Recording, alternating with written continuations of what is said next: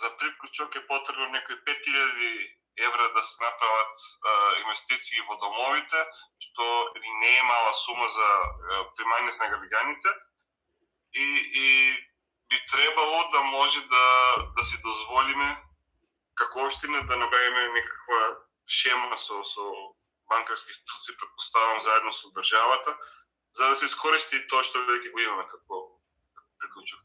Понатаму, шумското стопанство да носи дрва, суви дрва, не да бидат мокри. Ние ги плаќаме, односно се нарачуваат уште во мај, шумското стопанство ги носи во ноември. Тоа се важни дрва, значи не се погодни, тие загадуваат многу. Тука мора да се направи реорганизација. Исто така мора да има и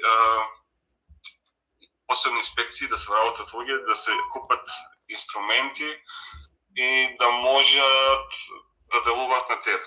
Значи, да се направи исто мрежа на индикативни мерни станици, кои што во секое населено место ќе покажуваат, и мрежа во Струмица, кој што ќе може да точно определи од кој дел на градот доаѓаат високите пикови на загадување и тука веќе поддетално да можат инспекциите да ги лоцираат самите загадувачи и да се санкционираат. Бидејќи сепак тоа е до нас.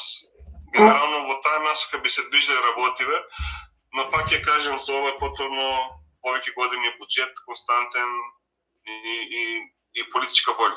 Бидејќи, знаеш, сите се некого на нешто поврзани и без казни станува хаос, како што е сега. Може ли да субвенционира общината да субвенционира за приклучок на гасовод?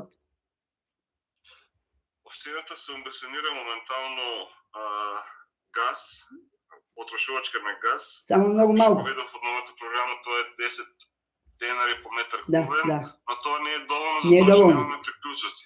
Приклучокот може да биде субвенциониран, но веројатно не